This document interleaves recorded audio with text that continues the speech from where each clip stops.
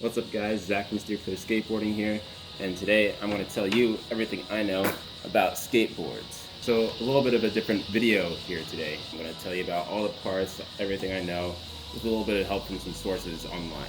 This is going to be the first episode of what we're going to call the Beginners Explained series. And real quick before this video starts, I'd like to announce something very big for our channel. We're finally getting an Instagram. So follow our Instagram right here, SteerClearSB, SteerClear Skateboarding on Instagram. Go ahead and go to our Instagram and like our post and follow. On there we'll probably be updating you on what we're up to, when a new video is going to come out, all that cool stuff. And without further ado, we will get right into this. Welcome to anatomy class. The science guy. So let's take a broad look of how a skateboard is put together. First thing we have is the deck, this piece of wood here. Then we have the grip tape, hardware, the wheels, and the bearings, and of course, the trucks. And in this case, also a riser pad. We'll start with the meat of the skateboard, the deck, and the grip tape. So there's a little bit of a science rules that goes into all the parts of the skateboard. Some little things that you may not pick up on as a beginner, but if you've been skating for a while, they might matter to you. So probably the biggest thing about the deck is the size. That's really what makes every skateboard different. My skateboard is an 825 Revive from the ShredQuarters. Shout out to Andy Schrock. Love those guys. And what I mean by 825 is that the width of the skateboard from one edge to the other is 8.25 inches. And there's benefits and drawbacks of having different deck sizes. I'll go through those briefly. The smallest deck that you'll find at a skate shop is typically about 7.5 inches in width. And the widest would probably be about 9 inches or 9.5 inches. Otherwise, if you want anything smaller or bigger, you'd probably have to go shop online for it. The length of a skateboard deck is pretty standard, about 32 inches for most decks of the popsicle style. Some prices might get higher if it's a more well-known brand. The higher price doesn't necessarily mean that it's a better quality. Sometimes the higher price is accounted for in the different curvature in the board. Maybe it's more steep or more shallow at the nose or tail, or maybe it has a deeper or shallower concave. But generally, any deck that you find at your local skate shop or Zoomies, it's going to be decent enough to skate street or skate at a park and do whatever tricks you want. But keep in mind that the cheaper ones are usually a little bit lesser quality, so they may break and razor tail a little bit sooner than something that's a little bit more expensive. And for a really good quality, sturdy, it's gonna last you a while. You probably want something about $40 or more, $40 to $50. So if you were to shop online, if you don't have any local skate shops near you, here are a couple online skate shops that I've found to be at least somewhat reliable. I've never used them, but there's Skate Warehouse, and there's also another website, Warehouse Skateboards, and Skate America. I believe Skate America is actually where Daniel bought his board. And on these websites or in local shops, you're going to find brands that are very reliable that won't break on you like Walmart boards. But if it's your first time buying a deck, I would suggest go to a skate shop in person, so that you can ask to stand on the board, see if you like the concave, if you like the width, see if that fits you. So let's talk a little bit more about the widths of the skateboard. People say that the width doesn't really matter. It really depends on what your preference is. I do believe in that, but I believe there's a little bit more to it. For example, if you're a kid and you have small feet, you don't have very strong legs, it's gonna be really hard to do flip tricks on a board that's bigger than 825. So if you're small, you'd probably want something under 8.0. Or if you're a bigger person with larger feet that would have trouble landing tricks on a small board, maybe go for 825 or bigger. Personally, I'm 6'4" with a size 13 shoe. I have an 825 and I probably would not go any smaller than that. And 8.0 is about the standard. That's like your kind of medium for normal sized people. It'll give you everything that you wanted out of your board. Standard sized people.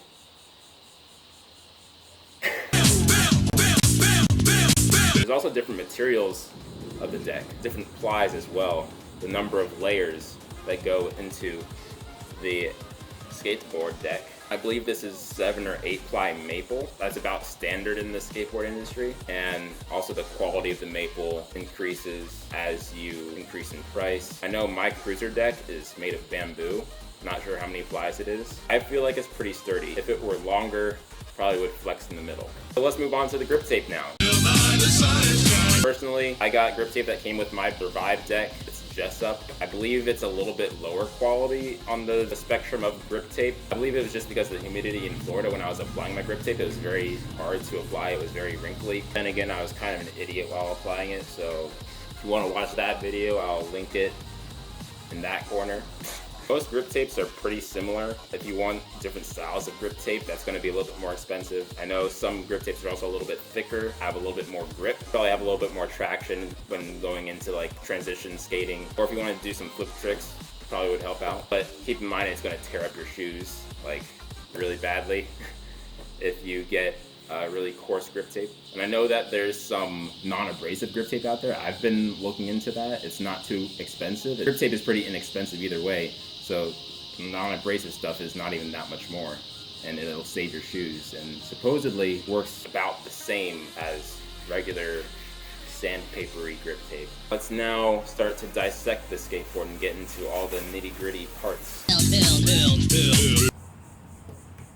I would suggest getting yourself a skate tool. It lasts a long time. I bought this one on Amazon for a few bucks. It's a lot more convenient and less of a hassle than a regular toolkit of wrenches that you would need to take apart all this stuff. Kind of a necessity for skaters. So what I'm doing is I'm taking the little L tool screwdriver thing and sticking it onto the top of the hardware, and I'm putting the bottom of the skate tool on the nut and just turn it.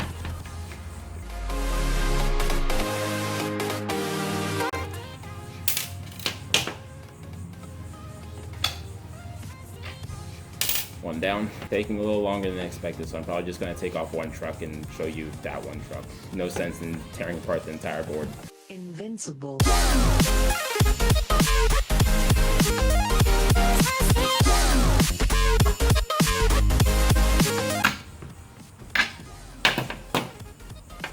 And there we have it.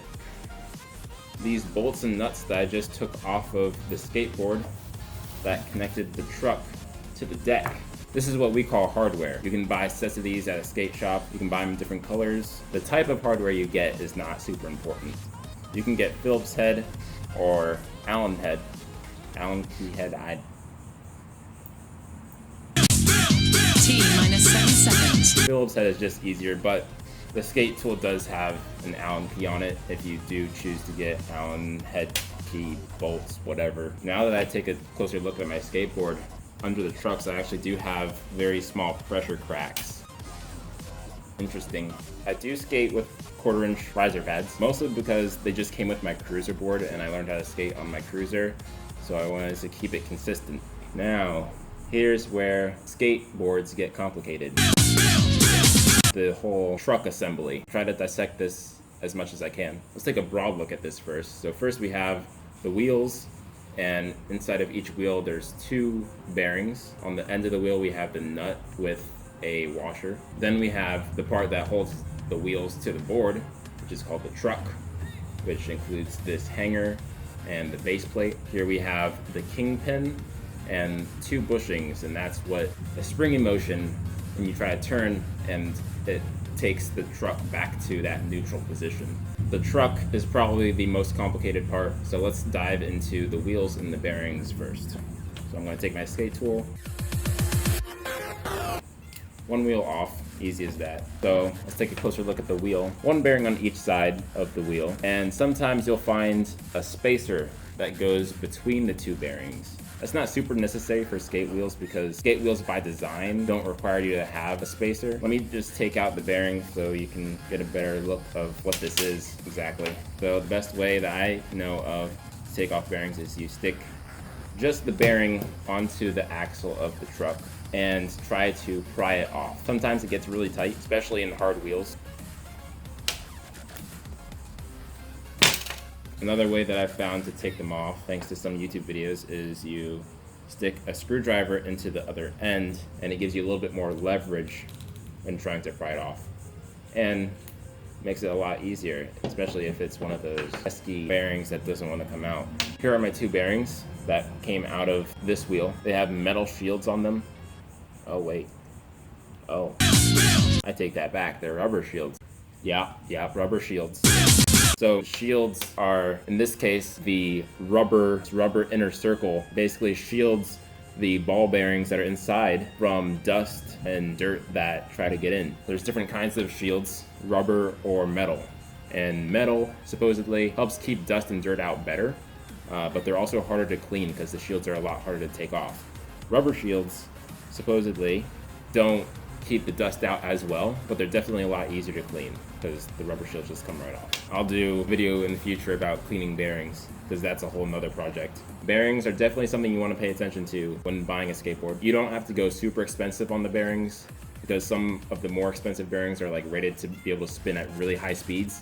When you're skating, most of the time you're not going at super high speeds. That's really for more like downhill skating when you're going like craziness. So for regular park and street skating, any bearing that you'd get at a skate shop, just like any deck that you'd get at a skate shop, would do the trick. Just pay attention to whether or not it's a rubber shield or a metal shield. So there's also two different types of bearings, ceramic or steel. And that's what the ball bearings are made of. Ceramic bearings have a benefit over steel bearings and are a little bit more expensive because they can spin at higher speeds without getting really hot, without getting worn out and breaking. Again, it's not super necessary, but they do roll a little bit smoother than steel bearings, supposedly. But steel bearings are really what's the most common in the skateboarding industry right now. All right, now we're on to the wheels. These are Force wheels, which are also Andy Schrock's company. And this is another thing that you want to pay attention to, the size of the wheel. These are 52mm wheels, and the size of the wheel is measured in the diameter from one edge to the other. And just like most things in skateboard, if they come in different sizes, they also have different drawbacks and benefits. So for this, I'm going to look at my online sources. I'll link them down below in the description because these are really good sources. They're from Warehouse Skateboards, a little shopping guide. So the smaller the wheel, the faster you can gain speed. The bigger the wheel, the higher your top speed. So if you're going for downhill skating, you want a bigger wheel. If you're going for more street skating where you want to pick up speed real quick, say you have a short run up, you'd want a smaller wheel. The medium is about 52 to 54 millimeters. This website says 52 to 56. The next most important thing about the wheel is the hardness. The hardness can be measured by its durometer. A softer wheel has a lower durometer. Harder wheel has a higher durometer, ranging from about 73A to 101A. The harder the wheel, the easier it is to slide. The softer the wheel, the more it grips the ground. 73 is something you'd find on like longboard and cruiser wheels. 101A is something you'd find in like park or street skating. These are 99A. Again, this is about standard for any park or street skating. And this is getting more into the complicated stuff of skateboarding. There's also a part of the wheel called the contact patch. And you can see it on my wheel because it's very dirty. It's a dark patch from one edge to the other. So obviously the more contact that you have with the ground, the more friction you have, the more you can stick to the ground. The smaller contact you have with the ground, the easier you're going to slide.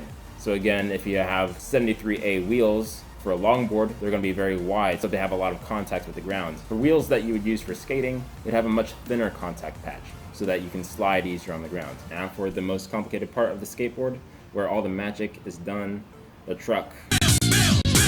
So I briefly went over the parts of the truck. There's the base plate, the hanger, the axle that goes all the way through the hanger where the wheels are mounted on. There's the kingpin, which when loosened will change how much you can lean from side to side. Whether you like loose trucks or tight trucks, tightening the kingpin is how you change that. Then there's the bushings, the two rubberized pieces on top and on bottom of the kingpin. And then there's a little piece here called the pivot cup. If the pivot cup breaks, you can't turn anymore. So for the sake of my skateboard, I'm not going to loosen the kingpin because I don't really want to screw up my trucks. Sorry. But trust me about these two bushings. They're there, they exist, and they are important. For park and street skating, you would find bushings that are quite hard. So just like wheels having a hardness, the bushings also have a stiffness. The stiffer the bushing, the less it'll go from side to side, the less play you'll have in it, the less springy feel you'll have, and the softer it is, the more spring you'll have in it. Personally, I like soft bushings. I really like being able to just glide from side to side when I'm turning, but that will give you a feel of having loose trucks, and it'll also make it a lot harder to pop tricks. With stiffer bushings, you'll have an easier time popping tricks, an easier time landing tricks in general, because tight trucks are easier to land tricks with. There's also different sizes of trucks, in width and in height. I believe these are mids. The height of the truck varies from the bottom of the base plate to the middle of the axle. Of course, all these sizes have different benefits. Lower trucks are designed for smaller wheels, typically are better for flip tricks. Since you have a center of mass that's closer to the deck of the board, you'll have an easier time flipping a board. Inertia is a property of matter. The higher trucks typically used more for cruising and downhill skating, which will give you a little bit more stability when you're steering. And of course, mids is like the medium between the two. It's the standard. You'll get the best of both worlds with it. And the width of the truck really depends on the width of your skateboard. You'll want a truck that is about as wide as your skateboard, if not just a little bit wider. It's good to have wide trucks because they'll give you stability when you're steering, when you're landing tricks. They'll just make your life a lot easier. I made the mistake of keeping my old trucks and going up to a bigger board. These trucks are for an 8.0 deck and I'm at an 825. Yeah, and there's a whole bunch of guides on how to pick which truck size fits your deck. Some companies have different sizing categories. If you're not sure, go to your skate shop, ask them, or look online at the guides that they have. And just like with the decks and with the wheels and with the bearings, whatever they have at the skate shop will do the job well. Of course, people have different preferences of what brands they want or what brands they think are better, what they're more used to, but for a beginner, it doesn't matter too much. I can give you a couple of examples of what I've heard of from well-known trucks. I know Venture, Thunder, and Independent are the three big truck companies, but these are slant trucks, not very popular. I also know that Tensor and Trucks are also very good, very well known. There's also hollow trucks where the inside of the truck is hollowed out, so it reduces the weight. Also something very important, something you should look into when you're looking to get new trucks. Of course, those are also a little bit more expensive because they need to be stronger material to be able to support that kind of structure. And yeah, that's about everything I can explain about skateboards. Skateboard anatomy, yay, just like human body anatomy. Skate biology class. Thank you guys for watching that video. I guess I'm gonna put together my skateboard again. Be sure to follow us on Instagram at SteerClearSB. We're also probably going to be getting new logos for our Instagram and our YouTube channel, so that's exciting. And look forward to some more videos of us learning some tricks. We also have a page on an app called Skateboard Amino, and this is an app where I like to make updates, post when we're about to drop a new video. I'll probably stray away from that app though because it's a little lesser known. I'm probably going to be moving over to Instagram, using that platform a lot more to share content outside of YouTube. So yeah, follow us.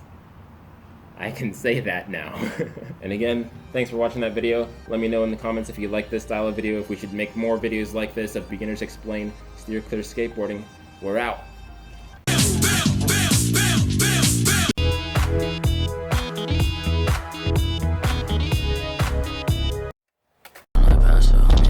Kicking like that shit, I think